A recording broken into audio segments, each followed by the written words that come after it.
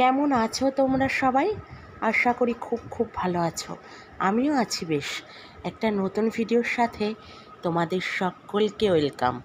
তো দেখো, আজ হলো তোমার রবিবার। তা সকালবেলার ওয়েদারটা দেখো। আমি উঠেছি বেশ ভোরে। এমনি তো ছেলেটার স্কুল বন্ধ, তারপরে তার সানডে। তবুও অভ্যাস তো ভোরবেলায় ঘুম ভেঙে যায়। তো উঠে পড়েছে, এখন পুরো 5টা বাজে। আর হঠাৎ উঠে দেখি যে এরকম বাইরেটা হালকা কুয়াশা, মানে খুব প্রচণ্ড কুয়াশা না, কিন্তু দেখলে একদম ওটা ওরকমই। যেত আমি কিন্তু কোনো ফিল্টার ইউজ করিনি, কুয়াশা একদম হালকা কুয়াশা। আমি এদিক ওদিক চারিদিক ভালো করে দেখলাম যে হ্যাঁ, বেশ কুয়াশা পড়েছে। জানি না কেন, এখন তো রোজই বৃষ্টি হচ্ছে। আগের দিন দুপুরেও প্রচণ্ড কালো মেঘ করে বৃষ্টি হলো, ঝড় বৃষ্টি বেশ ভালোই হচ্ছে।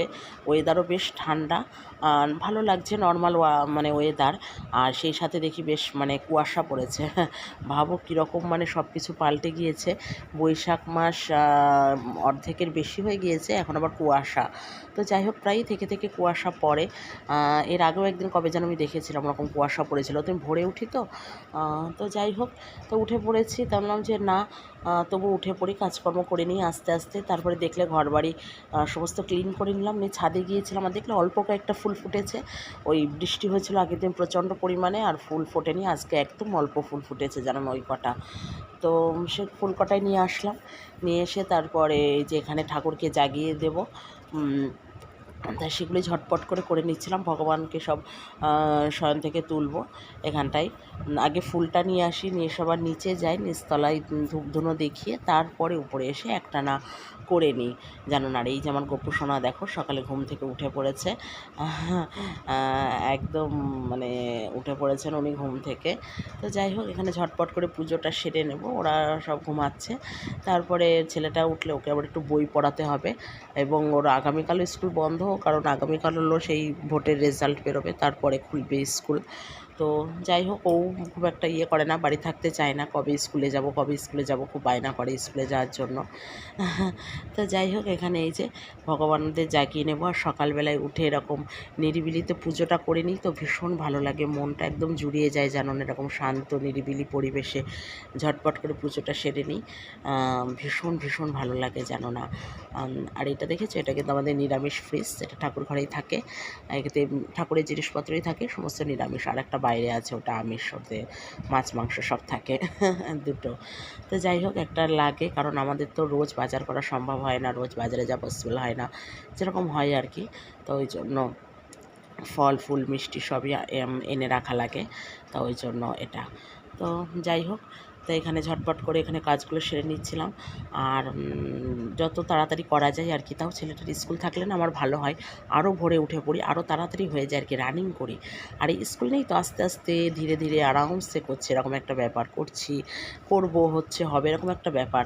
আমি তো ওকে বলি যে তোর স্কুলটা থাকলে আমার খুব ভালো হয়, আরও দ্রুত ঝড়ের গতিতে হয়ে যায়, জানো না। এখনও হচ্ছে, বললাম না, এই যে স্কুল নেই, তাও 5টায় উঠে পড়েছি। না উঠে পড়ি ভোরবেলায়, চেষ্টা করি খুব তাড়াতাড়ি ওঠার। আমার নিজেরও ভালো লাগে। ওই বাড়িতে বাবাও সবসময় বলতো ভোরে ওঠো, ভোরে ওঠো, ভোরের হাওয়া গায়ে লাগাও, এটা ভীষণ শরীর স্বাস্থ্যের পক্ষে ভালো। ভোরে উঠে হাঁটাচলা করো, সব কিছু ভালো। যত সাধু সন্ন্যাসী মুনি ঋষিরা আছে দেখবো, ওরা ভোরবেলায় 3টে 3:30 উঠে ঘুম থেকে। তো আমাদের তো সেটা আর হয় না, কারণ ঘুমোতে ঘুমোতে আমাদের 12টা 1টা বেজে যায়। আমার তো হয়ে যায়, মনে করি রোজ তাড়াতাড়ি শুয়ে পড়বো, কিন্তু জানো না, আর হয় না। একটু মোবাইল ঘাঁটতে ঘাঁটতে না আমার তো 12টা 12:30 12টার এপাশে হয় না, 1টা 1:30টাও বেজে যায়। বিশ্বাস করবে না হয়তো। আমার যেদিন পরের দিন যদি স্কুল না থাকে, আমি আগের দিনটা 1:30টা অবধি মোবাইল ঘেঁটে তারপরে ঘুমাই। কোনো কাজ থাকে না, কিন্তু এই দেখছি স্ক্রল করে দেখি, দেখে রাত 1টা 1:30টাতেও ঘুমাই, এরকমও হয়, জানো না। তো যাই হোক, আমাদের বাবা পাশ থেকে জেগে গেলে বলে যে হ্যাঁ, এখনও ঘুমালে না, কটা বাজে। তো এরকম একটা ব্যাপার। যাই হোক, তা দেখো এখানে এই যে ভগবানের পুজো দিয়ে নিচ্ছি। তো সকালবেলায় ঝটপট করে পুজোটা সেরে নিই আগে। আর ওই বললাম, যত তাড়াতাড়ি সম্ভব পুজোটা করে নিই। পুজো করে উঠেই তারপরে আমি হলো জল খাই। সকালের পুজোটা চেষ্টা করি একদম দিয়ে নেওয়ার, তারপরে তো না খেয়ে দেওয়ার, তারপরে তো সারাদিন খেয়ে দেই হয়। তো যাই হোক, এখানে ঝটপট পুজোটা সেরে নিচ্ছিলাম। আর ভক্তি করে পুজোটা মনটা একবারে করে নিতে পারলে মনটাও ভালো লাগে। তারপরে এখানে চাটা খেয়ে নিয়েছি, নিয়ে এখানে চলে এসেছিলাম বেডটা ক্লিন করতে। এই যে ঝটপট বিছানাটা ক্লিন করে নেব। আর ছেলেটা ওখানে পড়ছে, আমার তুই পড়, আমি বেডটা ক্লিন করে নিই। ওকে বসিয়ে মানে পড়তে বসিয়ে দিয়ে এসেছি। আর ফাঁকে ফাঁকে তো অনেক কাজ থাকে, সেগুলো টুকটুক করে সেরে নিই। তো ঝটপট এগুলো করে নিচ্ছিলাম। তো হলো ওয়েদারটাও খুব একটা না, রোদ্দুর উঠেছে বাইরে, তা খুব একটা গরম না, ভালো ওয়েদার।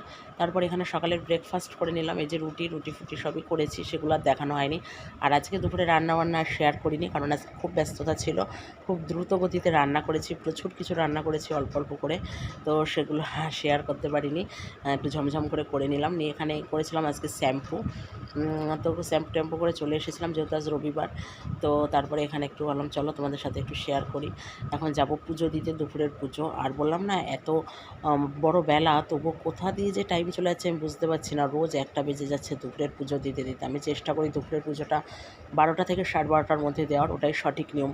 বাট 1টা বেজে যাচ্ছে এরকম যেন না, জানি না কেন খুব মানে দেরি হয়ে যাচ্ছে, কোথা থেকে টাইম কেটে যাচ্ছে বুঝতে পারছি না। তো যাই হোক, এখানে এবার যাব ঝটপট করে দুপুরের পুজোটা সেরে নেব। তো ভাবলাম চলো একটু তোমাদের সাথে একটু শেয়ার করি। আর এই যে চুলটা পুরো এখনও শোকায়নি, তো পুরোটা আঁচড়াইনি, সামনেটা একটু আঁচড়ে নিয়েছি, আর পরে চুলটা শোকালে পুরো চুলটা পরে কোম করে নেব। আর এই যে এখানে দুপুরের পুজো দিতে চলে এসেছি। আর সকালে এখনও স্নান করতে পারছি না, চেষ্টা করব আস্তে আস্তে ফিউচারে সকালে একবার স্নান করে পুজোটা দেওয়ার। সকালে এমনি বাসি কাপড় ছেড়ে দিই। আর ওই বাড়িতে আমার মা তো 3-4 বার স্নান করেই পুজো দেয়, বাট আমি এখনও করছি না। গরমকালে করা যায়, তবুও এখনও করছি না, দেখা যাক। ইচ্ছা আছে ভবিষ্যতে আস্তে আস্তে ঘুম থেকে উঠে স্নান করার, এবং উচিত সকালে উঠে স্নান করাটা, বাট আমি এখনও পেরে উঠছি না, এটাই আর কি। তো যাই হোক, এখানে দুপুরে দেখো পুজো পাঠ করে নিচ্ছিলাম ঝমঝম করে। আর ছেলেটা তো পাশে থাকে, কন্টিনিউয়াসলি কথা বলে যাই ও। তারপরে এই যে এখানে দিয়ে নেবো তুলসী গাছের জল। আর আমি তো বলেছি যে আমাদের ছাদে তুলসী মঞ্চ আছে, ওখানেও তুলসী গাছ আছে, ঝরা বাঁধা আছে, পুরো বৈশাখ মাস ঝরা বাঁধা থাকে। আর এই ওঠা হয় না বলে এখানটায় নিচে একটা টবে তুলসী গাছ লাগিয়ে রেখেছি, এখানটায় জল টল দিই, সন্ধ্যা প্রদীপ দেখায়, কারণ সব সময় তো ছাদে যাওয়া পসিবল হয় না, বৃষ্টি থাকে, আর সিঁড়ি ভেঙে যাওয়াও কষ্ট সব সময়, জানো না। তা ওই জন্য এখানে বারান্দাতে একটা টবে তুলসী গাছ রেখে দিয়েছি। আর দেখ গোড়া দিয়েও অনেক তুলসী গাছ বেরিয়েছে, ছোটো ছোটো, দেখেছো। আর এটা হলো রাতের বেলায়, আজ ডিনারে অনেক দিন পর করবো একটু ডালিয়ার খিচুড়ি, অনেক দিন বাদে। আর এই যে আলুর চিপসগুলো জেঠিমা দিয়েছিল, আগে একদিন তোমাদের দেখিয়েছিলাম আর বলেছিলাম, তা দেখেছো 1 কোটো আরও দিয়েছিল, প্রচুর অনেকটা দিয়েছিল। প্রায়ই মাঝে মাঝে ভেজে খাই। তো এই আলুর চিপসগুলো ভাজবো, আর হলো ডালিয়ার খিচুড়ি করব অনেক দিন বাদে। তো আলুর চিপসগুলো তো দারুণ টেস্টি হয়েছিল খেতে, বলি না জেঠিমা অনেক কিছু বানায় এবং দেয় আমাদেরকে সব কিছুই। আর এই যে আমার কিন্তু বেশ ভালো লাগে, বলি যে কোনো খিচুড়ি হোক না কেন। আর এটা একদম খিচুড়ির মতন করে রান্না করি, লাস্টে ঘি গরম মশলা সব দেবো, মশলাপাতি সব দিই, মশলার পেস্ট করি না, এমনি আদা থেতো করে দিই, জিরের গুঁড়ো থাকে, লঙ্কা ছিঁড়ে দিয়ে দিই। আর এই যে দিয়ে দিয়েছি, কালারটা দেখেছো কি দারুণ এসেছে, পুরো এরকম পারফেক্ট হয়েছে। আর গরম মশলা দিয়ে দিলাম, ঘিটা খাওয়ার সময় নিয়ে নেবো থালায়, ওই জন্য ঘিটা এখন আর দিলাম না। এই যে একদম ঘন করে করেছি। আর আমি বেশি পাতলা টাতলা কোনো কিছুই পছন্দ করি না, ডাল হোক খিচুড়ি হোক যাই হোক, আমি সব কিছু একটু ঘন পছন্দ করি। তো আজকের ভিডিওটা এই পর্যন্ত, কেমন লাগলো জানিও। আর ভিডিও ভালো লাগলে চ্যানেলটি সাবস্ক্রাইব করতে ভুলো না। টাটা।